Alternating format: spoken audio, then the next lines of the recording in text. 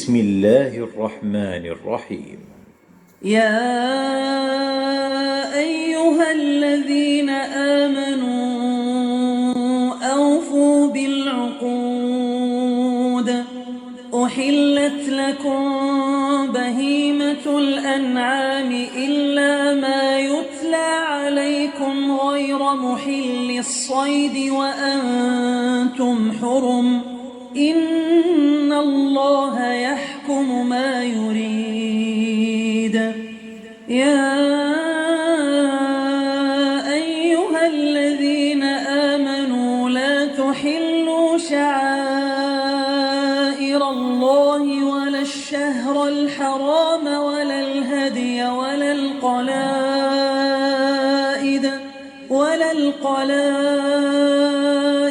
ولا آمين البيت الحرام يبتغون فضلا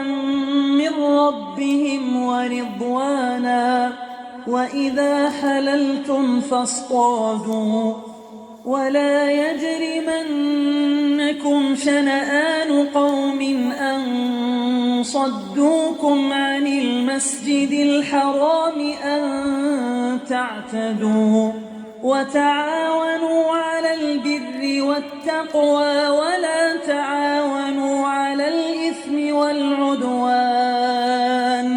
واتقوا الله إن الله شديد العقاب. حرمت عليكم الميتة والدم ولحم الخنزير وما أهل لغير الله به والمنخنقة والموقوذة والمتردية والنطيحة وما أكل السبع إلا ما ذكيتم وما ذبح على النصب وأن تستقسموا بالأزلام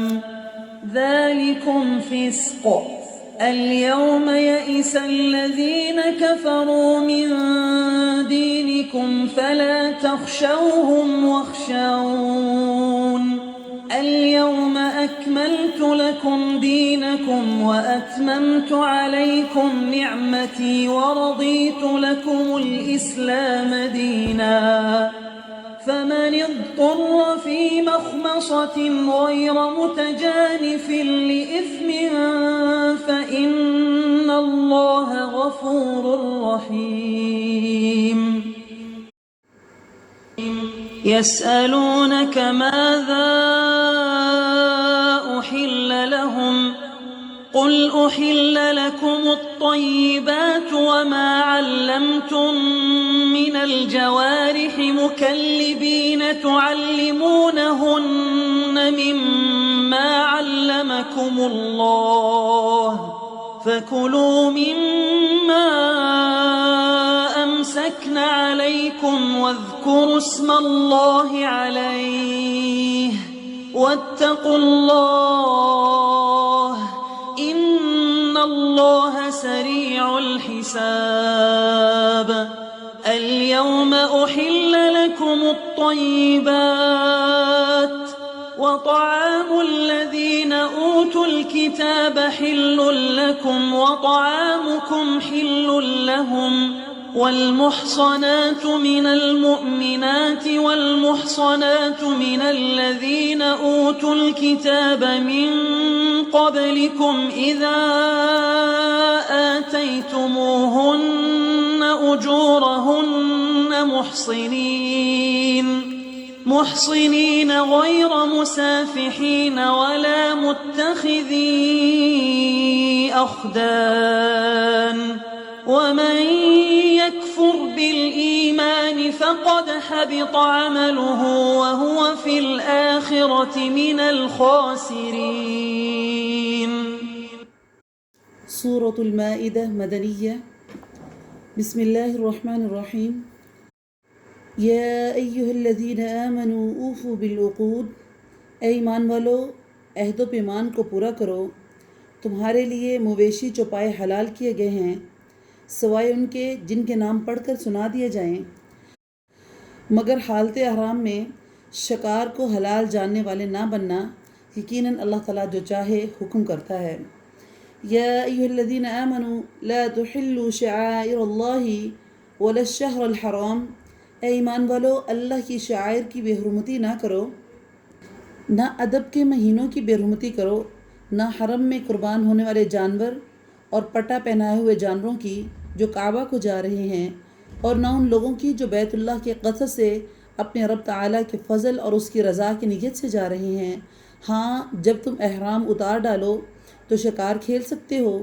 جن لوگوں نے تمہیں مسجد حرام سے روکا تھا ان کی دشمنی تمہیں اس بات پر آمادہ نہ کر دے کہ تم حد سے گزر جاؤ۔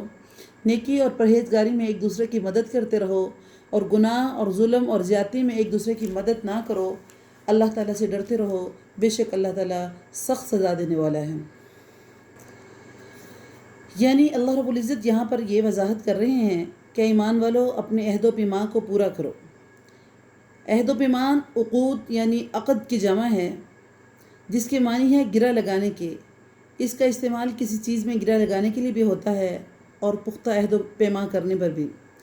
یہاں اس سے مراد احکام الہی ہے جن کا اللہ تعالیٰ نے انسان کو مکلف ٹھہرایا ہے، اور عہد و پیمان اور معاملات بھی ہیں جو انسان آپس میں کرتے ہیں۔ دوسری چیز اللہ رب العزت بہیمہ کے بارے میں کہہ رہے ہیں۔ بہیمہ یعنی 4 ٹانگوں والے جانور کو کہا جاتا ہے۔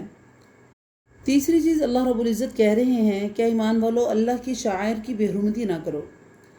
شعائر سے مراد حرمات اللہ ہے، جن کی تعظیم اور حرمت اللہ نے مقرر فرمائی ہے۔ بعض نے اسے عام رکھا ہے اور بعض کے نزدیک یہ حج اور عمرے کے مناسک سے مراد ہیں، یعنی ان کی بے حرمتی بے توقیری نہ کرو۔ اسی طرح حج اور عمرے کی ادائیگی میں بھی کسی کے درمیان رکاوٹ مت بنو، کیونکہ یہ بھی بے حرمتی ہی ہے۔ اللہ اگلی آیت میں حرام کردہ جانوروں کے بارے میں ذکر کر رہے ہیں۔ اللہ تعالیٰ نے فرمایا حرمت علیکم المیتۃ والدم ولحم الخنزیر، تم پر حرام کیا گیا ہے مردار اور خون اور خنزیر کا گوشت، اور جس پر اللہ کے سوا کسی دوسرے کا نام پکارا گیا ہو، اور وہ جو گلا گھٹنے سے مرا ہو، اور وہ جو کسی ضرب سے مرا ہو، اور وہ جو اونچی جگہ سے گر کر مرا ہو، اور وہ جو کسی کے سینگ مارنے سے مرا ہو، اور وہ جسے درندوں نے پھاڑ کھایا ہو، لیکن اسے تم ذبح کر ڈالو تو حرام نہیں ہے، اور جو آستانوں پر ذبح کیا گیا ہو، اور یہ بھی کہ قرآ کے تیروں کے ذریعے فال گیری کرو،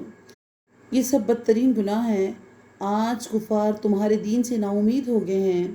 خبردار تم ان سے نہ ڈرنا اور مجھ سے ڈرتے رہنا۔ آج میں نے تمہارے لیے تمہارے دین کو مکمل کر دیا ہے اور تم پر اپنا انعام بھرپور کر دیا ہے، اور تمہارے لیے اسلام کے دین ہونے پر رضامند ہو گیا ہوں۔ بس جو شخص شدت کی بھوک میں برقرار ہو جائے، بشرطے کہ کسی گناہ کی طرف میلان نہ ہو، تو یقیناً اللہ تعالیٰ معاف کرنے والا اور بہت مہربان ہے۔ مشرکین اپنے بتوں کے قریب پتھر یا کوئی چیز نصب کر کے ایک خاص جگہ بناتے تھے جسے نصبن تھان یا آستانہ کہتے تھے۔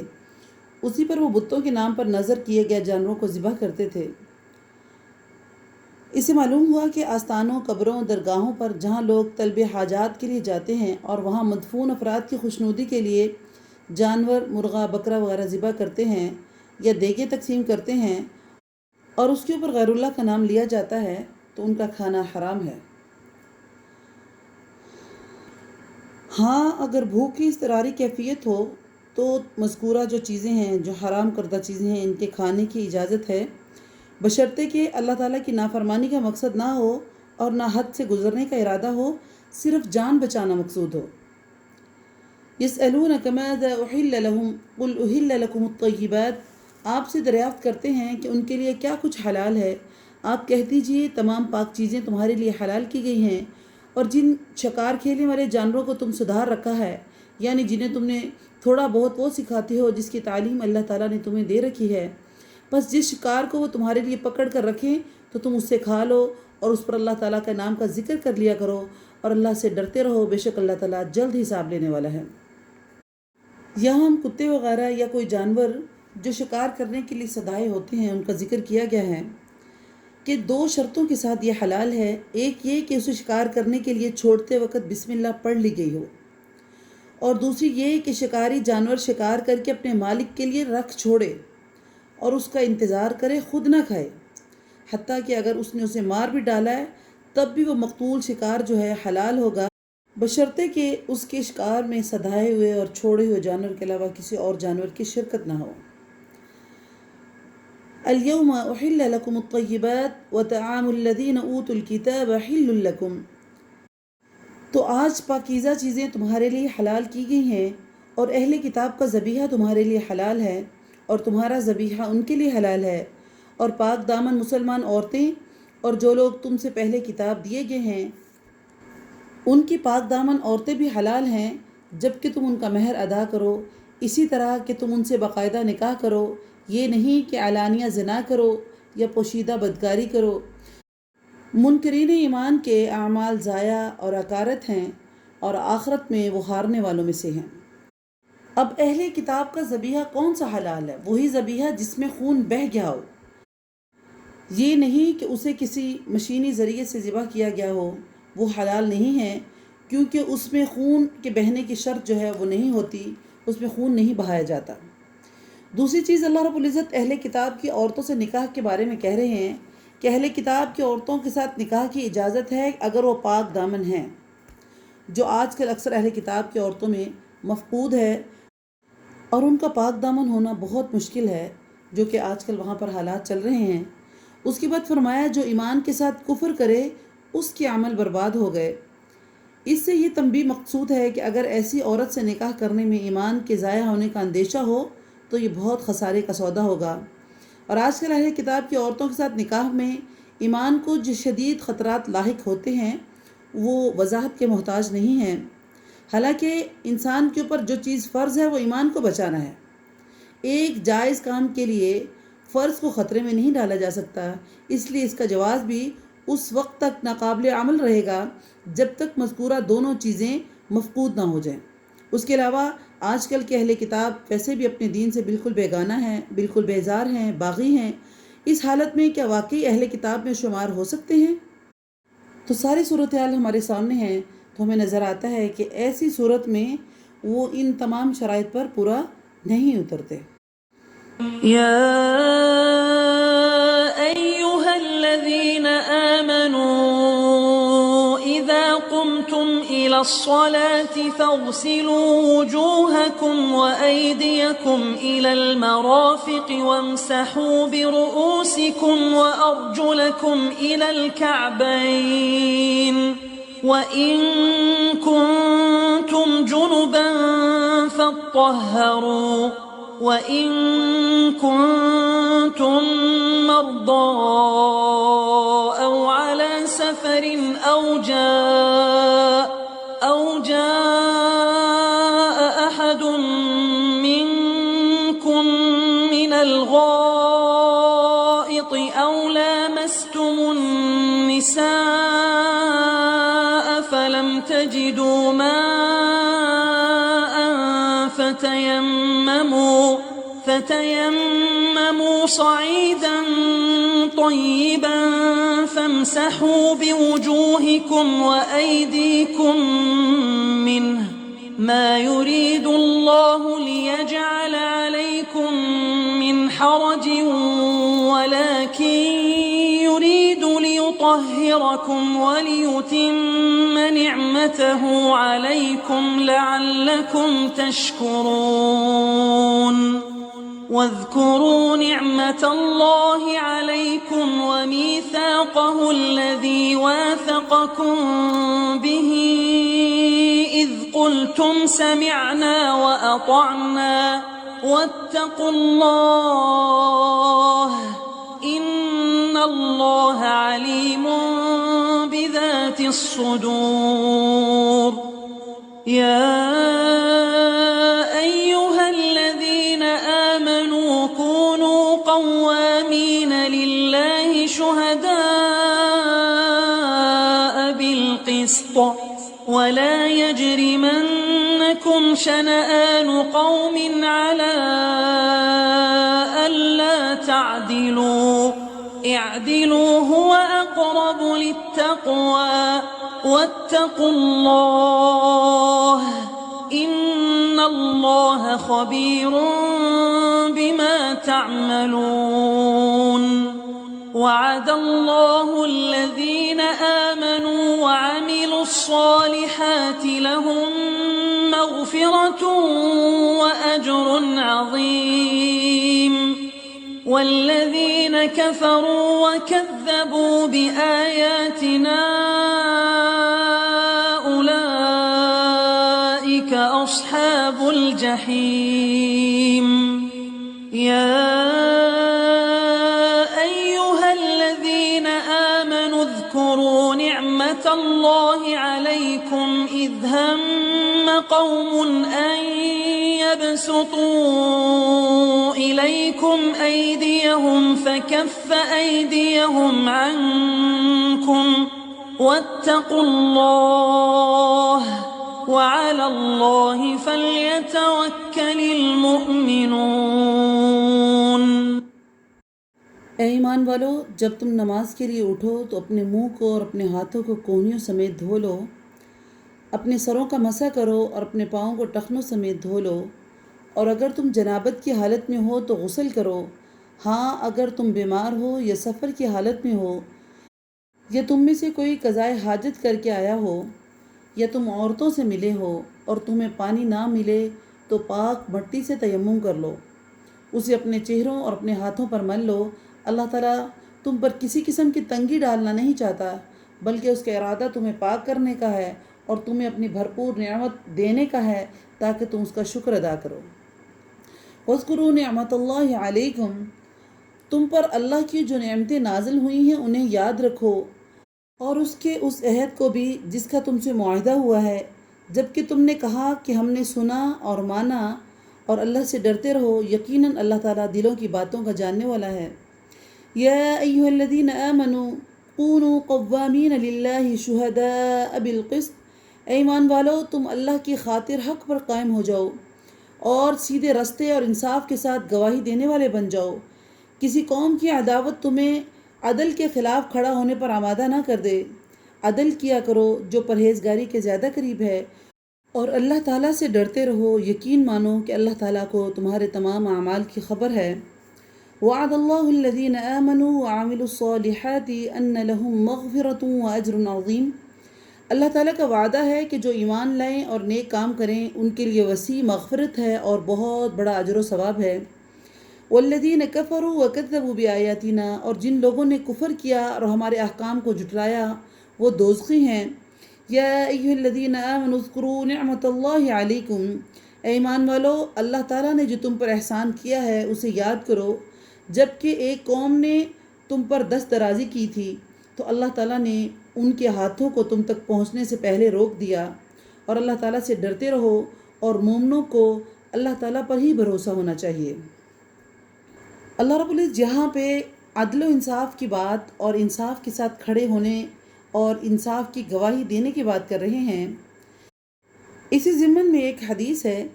کہ حضرت نعمان بن بشیر کہتے ہیں کہ میرے باپ نے مجھے عطیہ دیا تو میری والدہ نے کہا کہ اس عطیے پر آپ جب تک اللہ کے رسول کو گواہ نہیں بنائیں گے میں راضی نہیں ہوں گی. چنانچہ میرے والد نبی اکرم صلی اللہ علیہ وسلم کی خدمت میں حاضر ہوئے تو اللہ کے رسول نے پوچھا کیا تم نے اپنی ساری اولاد کو اسی طرح کچھ عطیہ کیا ہے؟ انہوں نے کہا نہیں یا رسول اللہ. آپ نے فرمایا اللہ سے ڈرو اور اولاد کے درمیان انصاف کرو، اور فرمایا کہ میں ظلم پر گواہ نہیں بنوں گا. دوسرا ان آیات میں اللہ رب العزت وہ بتا رہے ہیں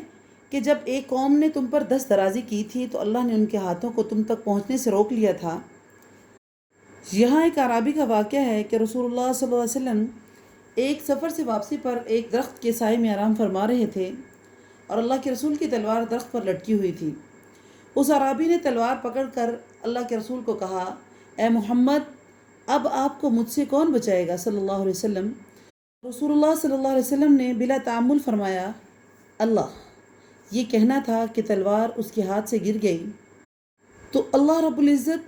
تحدیث نعمت کے طور پر یہ ساری چیزوں کا ذکر کر رہے ہیں کہ میں نے تم پر اپنی کون کون سی نعمتیں اور کون کون سے احسان کیے ہیں. وَلَقَدْ أَخَذَ اللَّهُ مِيثَاقَ بَنِي إِسْرَائِيلَ وَبَعَثْنَا مِنْهُمْ منهم 12 نقيبا وقال الله إني معكم لئن أقمتم الصلاة وآتيتم الزكاة وآمنتم برسلي وعزرتموهم وأقرضتم الله قرضا حسنا لأكفرن عنكم سيئاتكم ولأدخلنكم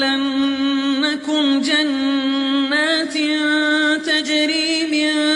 تحتها الأنهار فمن كفر بعد ذلك منكم فقد ضل سواء السبيل فبما نقضهم ميثاقهم لعناهم وجعلنا قلوبهم قاسية يحرفون الكلم عن مواضعه ونسوا حظا مما ذكروا به ولا تزال تطلع على خائنة منهم إلا قليلا منهم فاعف عنهم واصفح إن الله يحب المحسنين ومن الذين قالوا إنا نصارى أخذنا ميثاقهم فنسوا حظا مما ذكروا به فأغرينا بينهم العداوة والبغضاء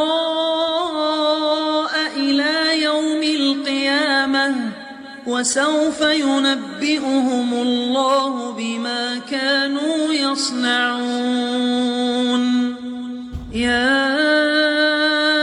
أهل الكتاب قد جاءكم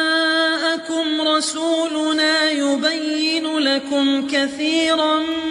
مما كنتم تخفون من الكتاب ويعفو عن كثير قد جاءكم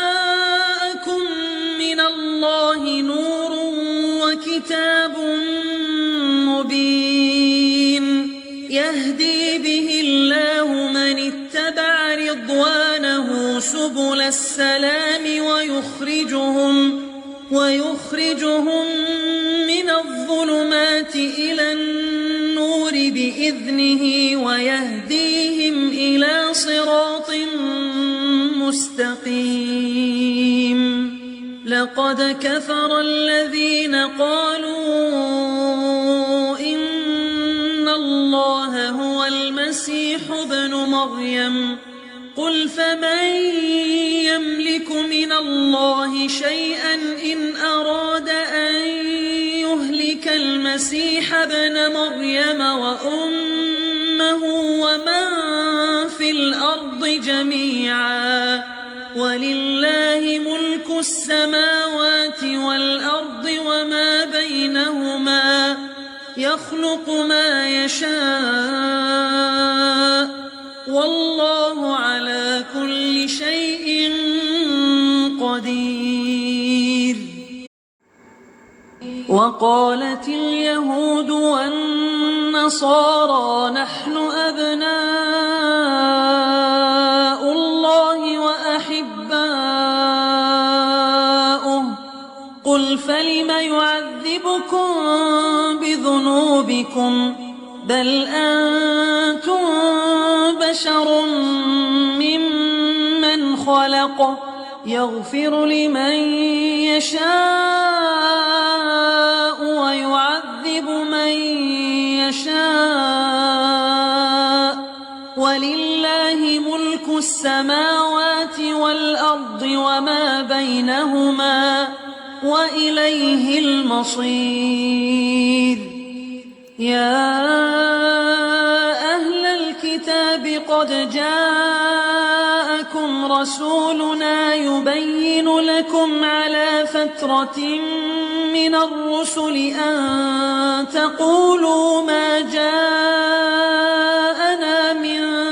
بشير ولا نذير فقد جاءكم بشير ونذير والله على كل شيء قدير وَلَقَدْ أَخَذَ اللَّهُ مِيثَاقَ بَنِي إِسْرَائِيل، اور اللہ تعالیٰ نے بنی اسرائیل سے عہد و پیمان لیا اور انہی میں سے 12 سردار ہم نے مقرر فرمائے، اور اللہ تعالیٰ نے فرما دیا یقیناً میں تمہارے ساتھ ہوں اگر تم نماز قائم رکھو گے، زکوٰۃ دیتے رہو گے اور میرے رسولوں کو مانتے رہو گے اور ان کی مدد کرتے رہو گے اور اللہ تعالیٰ کو بہترین قرض دیتے رہو گے، تو یقیناً میں تمہاری تمام برائیاں تم سے دور رکھوں گا اور تمہیں ان جنتوں میں لے جاؤں گا جس کے نیچے نہریں بہہ رہی ہیں۔ اب اس عہد و پیمان کے بعد تم میں سے جو انکاری ہو جائے وہ یقیناً سیدھے رستے سے بھٹک گیا۔ جب اللہ تعالیٰ نے مومنوں کو وہ عہد اور میثاق پورا کرنے کی تاکید کی ہے جو اس نے حضرت محمد صلی اللہ علیہ وسلم کے ذریعے مومنوں سے لیا ہے، اور اللہ تعالیٰ نے ان کو وہ انعامات یاد کروائے اور کہا کہ میں نے تم پر بہت بڑا احسان کیا ہے کہ میں نے تمہیں محمد رسول اللہ صلی اللہ علیہ وسلم کا امتی بنا دیا، اور اس عہد کا ذکر کرتے ہوئے اللہ رب العزت بنی اسرائیل کا بھی ذکر کر رہے ہیں کہ بنی اسرائیل سے جو عہد لیا گیا تھا اس میں ناکام رہے تھے، گویا کہ بالواسطہ مسلمانوں کو تنبیہ کی جا رہی ہے کہ تم بھی کہیں بنو اسرائیل کی طرح عہد و پیمان کو توڑنے والے نہ بن جانا۔ فَبِمَا نَقْضِهِمْ مِيثَاقَهُمْ، پھر ان کی عہد شکنی کی وجہ سے ہم نے ان پر لعنت نازل فرمائی اور ان کے دل سخت کر دیے کہ وہ کلام کو اس کی جگہ سے بدل ڈالتے ہیں، اور جو کچھ نصیحت انہیں کی گئی ہے اس کا بہت بڑا حصہ بھلا بیٹھے ہیں۔ ان کی ایک نہ ایک خیانت پر تجھے اطلاع ملتی رہے گی، ہاں تھوڑے سے ایسے نہیں ہیں،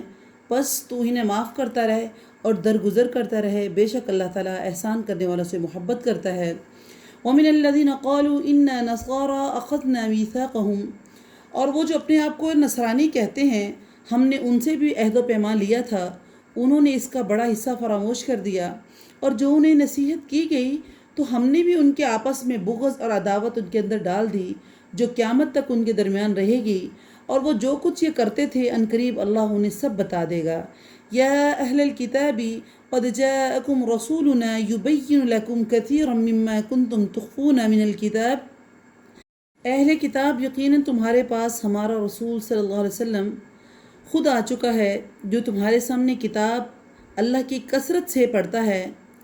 اور ایسی باتیں ظاہر کر رہا ہے جنہیں تم چھپا رہے تھے، اور بہت سی باتوں سے درگزر کرتا ہے۔ تمہارے پاس اللہ تعالیٰ کی طرف سے نور اور واضح کتاب آ چکی ہے۔ نور اور کتاب مبین دونوں سے مراد قرآن کریم ہے، اور اس کی وضاحت اللہ رب العزت اس سے اگلی آیت میں کر رہے ہیں کہ یہدی بہ اللہ، کہ اللہ اس کے ذریعے لوگوں کو ہدایت فرماتا ہے۔ اگر نور اور کتاب یہ دو الگ چیزیں ہوتی تو الفاظ یہدی بہم اللہ ہوتا، یعنی اللہ ان دونوں کے ذریعے ہدایت فرماتا۔ قرآن کریم کی اس نص سے واضح ہو گیا کہ نور اور کتاب مبین دونوں سے مراد ایک ہی چیز یعنی قرآن پاک ہے۔ یہ نہیں ہے کہ نبی اکرم صلی اللہ علیہ وسلم نور ہیں اور کتاب سے مراد قرآن مجید ہے، جیسے کہ اہل بدعت کہتے ہیں جنہوں نے نبی اکرم صلی اللہ علیہ وسلم کے بارے میں نور من نور اللہ کا عقیدہ گھڑ رکھا ہے اور آپ کے بشر ہونے کا انکار کرتے ہیں۔ اسی طرح اپنی بات کو ثابت کرنے کے لیے حدیثیں بھی بیان کرتے ہیں، اور ان میں ایک حدیث بھی صحیح نہیں ہے۔ کہتے ہیں کہ حدیث میں ہے کہ اللہ تعالیٰ نے سب سے پہلے نبی کریم صلی اللہ علیہ وسلم کا نور پیدا کیا اور پھر اس نور سے ساری کائنات پیدا کی، حالانکہ یہ حدیث کہیں بھی موجود نہیں ہے، لیکن ایک صحیح حدیث ہے جس میں نبی کریم صلی اللہ علیہ وسلم نے خود فرمایا ان اول ما خلق اللہ القلم، اللہ نے سب سے پہلے جس چیز کو پیدا کیا وہ قلم ہے، اور محدثین اسی بات کو صحیح قرار دیتے ہیں، اور یہ جو مشہور حدیث ہے کہ اللہ نے سب سے پہلے تیرے نبی کا نور پیدا کیا باطل ہے۔ لقد کفر الذین قالوا ان اللہ هو المسیح ابن مریم، یقیناً وہ لوگ کافر ہوئے جنہوں نے کہا کہ اللہ ہی مسیح بن مریم ہے۔ آپ ان سے کہہ دیجئے اگر اللہ تعالیٰ مسیح بن مریم ہے اور اس کی والدہ اور روئے زمین کے سب لوگوں کو ہلاک کر دینا چاہے تو کون ہے جو اللہ تعالیٰ پر کچھ بھی اختیار رکھتا ہو؟ آسمان اور زمین دونوں کے درمیان کا کل مالک جو ہے اللہ کی ذات ہے، وہ جو چاہتا ہے پیدا کرتا ہے، اور اللہ تعالیٰ ہر چیز پر قادر ہے۔ وقالت اليہود والنصارى نحن ابناء اللہ واحباؤہ، یہود و نصارہ کہتے ہیں کہ ہم اللہ کے بیٹے ہیں اور اس کے دوست ہیں۔ آپ کہہ دیجئے پھر تمہیں تمہارے گناہوں کے باعث اللہ کیوں سزا دیتا ہے؟ نہیں، بلکہ تم بھی اس کی مخلوق میں سے ایک انسان ہو۔ وہ جسے چاہتا ہے بخش دیتا ہے، جسے چاہتا ہے عذاب کر دیتا ہے۔ زمین اور آسمان اور اس کے درمیان ہر چیز کا مالک اللہ ہے، اور اسی کی طرف سب کو لوٹنا ہے۔ یا اہل الکتاب قد جاءکم رسولنا یبین لکم علی فترۃ، اہل کتاب بالیقیناً ہمارا رسول تمہارے پاس رسولوں کی آمد کے ایک وقفے کے بعد پہنچا ہے، جو تمہارے لیے صاف صاف بیان کر رہا ہے، تاکہ تمہاری یہ بات رہ نہ جائے کہ ہمارے پاس تو کوئی بھلائی کی بات نہیں آئی، ہمیں تو بھلائی کی بات سنانے والا کوئی نہیں آیا۔ بس اب تو یقیناً خوشخبری سنانے والا اور آگاہ کرنے والا آ پہنچا ہے، اور اللہ تعالیٰ ہر چیز پر قادر ہے۔ ان آیات میں اللہ تعالیٰ اپنی قدرت کاملہ کا ذکر کر رہے ہیں۔ مقصد عیسائیوں کی عقیدہ الوہیت کا انکار ہے۔ حضرت عیسیٰ کے عین اللہ ہونے کے قائل پہلے تو کچھ لوگ یہ تھے، یعنی یہ ایک فرقہ یعقوبیہ تھا، لیکن اب تقریباً تمام عیسائی الوہیت مسیح کے کسی نہ کسی طرح قائل ہیں۔ اسی لیے مسیحیت میں اب عقیدہ تثلیث یا اقانیم ثلاثہ کو بنیادی اہمیت حاصل ہے۔ بہرحال قرآن نے اس کی کئی مقام پر صراحت بیان کر دی ہے کہ کسی پیغمبر اور رسول کو اللہ کی صفات کے ساتھ شامل کرنا یہ کفر ہے، اور اس کفر کا ارتکاب عیسائیوں نے حضرت عیسیٰ کو مسیح اللہ قرار دے کر کیا، اور اسی طرح یہودیوں نے حضرت عزیر علیہ السلام کو اللہ کا بیٹا کہا، اور اپنے آپ کو اللہ کے بیٹے کہا اور اللہ کے محبوب کہا۔ اللہ ان کی بے بنیاد بات کو واضح کرتے ہوئے کہتے ہیں کہ اگر تم واقعی اللہ کے محبوب اور چہیتے ہو تو تم جو چاہو کرو، اللہ تم سے کچھ پوچھے گا نہیں، تو پھر اللہ تعالیٰ نے تمہیں تمہارے گناہوں کی سزا کیوں دی؟ تمہارے اوپر بار بار عذاب کیوں آتا رہا؟ اس کا صاف مطلب ہے کہ اللہ تعالیٰ کی بارگاہ میں تمہارے دعووں کی کوئی اوقات نہیں ہے، نہ قیامت کے دن ہوگی، بلکہ تو وہ ایمان اور تقوی کو دیکھتا ہے، اور دنیا میں بھی اسی کی روشنی میں فیصلہ کرتا ہے، اور قیامت والے دن بھی اسی اصول پر فیصلہ کرے گا۔ تاہم عذاب یا مغفرت کا فیصلہ اللہ کی سنت کے مطابق ہوگا، جس کی اس نے وضاحت کر دی ہے کہ اہل ایمان کے لیے مغفرت اور اہل کفر کے لیے عذاب، تمام انسانوں کا فیصلہ اسی کے مطابق ہوگا۔ اہل کتاب تم بھی اس کی پیدا کردہ مخلوق یعنی انسان ہو، تمہارے بارے میں فیصلہ بھی دوسرے انسانوں سے مختلف نہیں ہوگا۔ وَإِذْ قَالَ مُوسَى لِقَوْمِهِ يَا قَوْمِ اذْكُرُوا نِعْمَةَ اللَّهِ عَلَيْكُمْ إِذْ جَعَلَ فِيكُمْ أَنْبِيَاءَ وَجَعَلَكُمْ مُلُوكًا وَآتَاكُمْ مَا لَمْ يُؤْتِ أَحَدًا مِنَ الْعَالَمِينَ يا قوم ادخلوا الأرض المقدسة التي كتب الله لكم ولا ترتدوا على أدباركم فتنقلبوا خاسرين قالوا يا موسى إن فيها قوما جبارين وإنا لن ندخلها حتى يخرجوا منها فإنا داخلون قال رجلان من الذين يخافون أنعم الله عليهم ادخلوا عليهم الباب فإذا دخلتموه فإنكم غالبون وعلى الله فتوكلوا إن كنتم مؤمنين قالوا يا موسى إنا لن ندخلها أبدا ما داموا فيها فاذهب أنت وربك فقاتلا إنا هاهنا قاعدون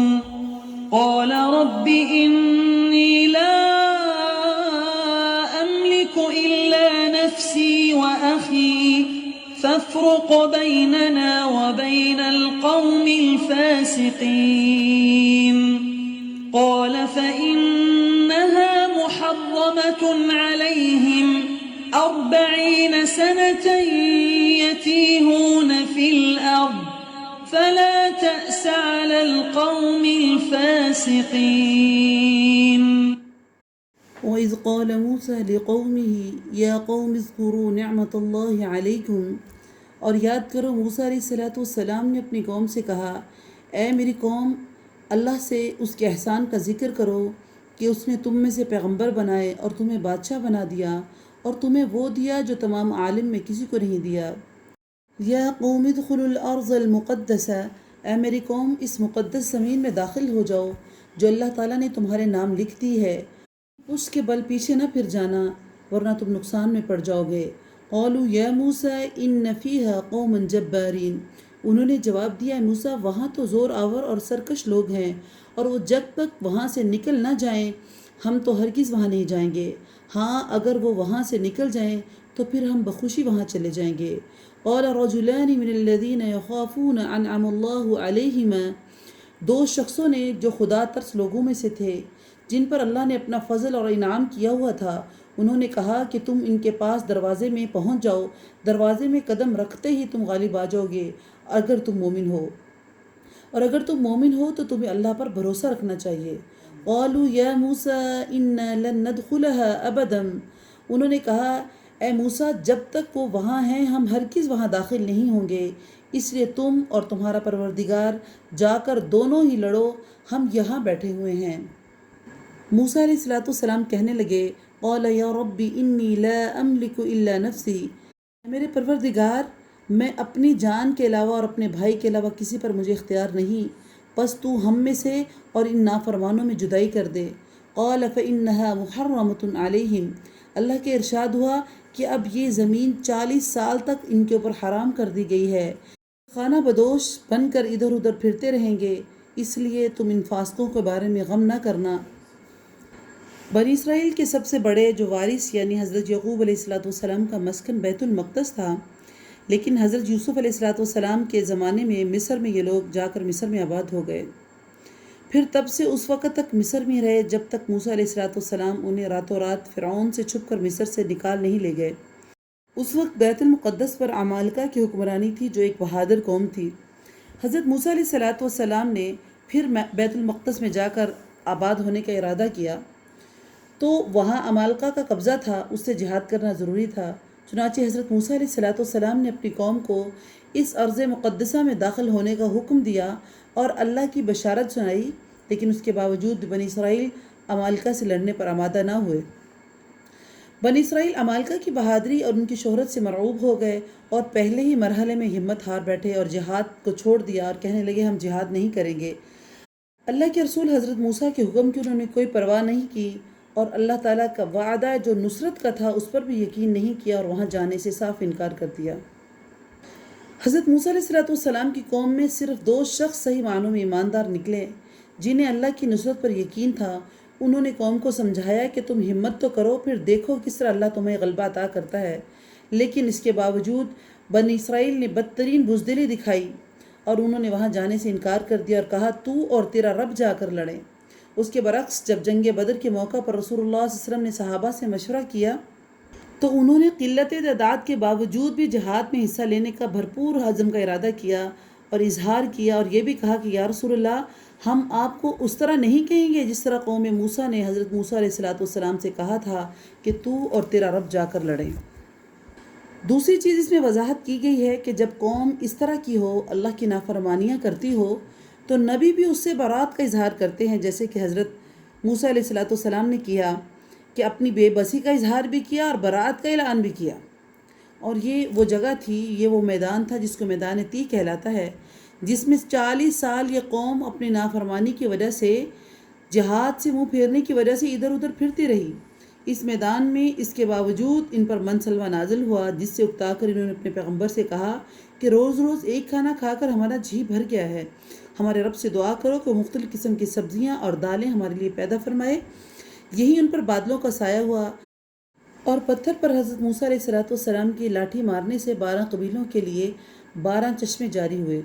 اور اس طرح دیگر انعامات ہوتے رہے، اور 40 سال بعد پھر ایسے حالات ہو گئے کہ یہ بیت المقدس میں داخل ہو گئے۔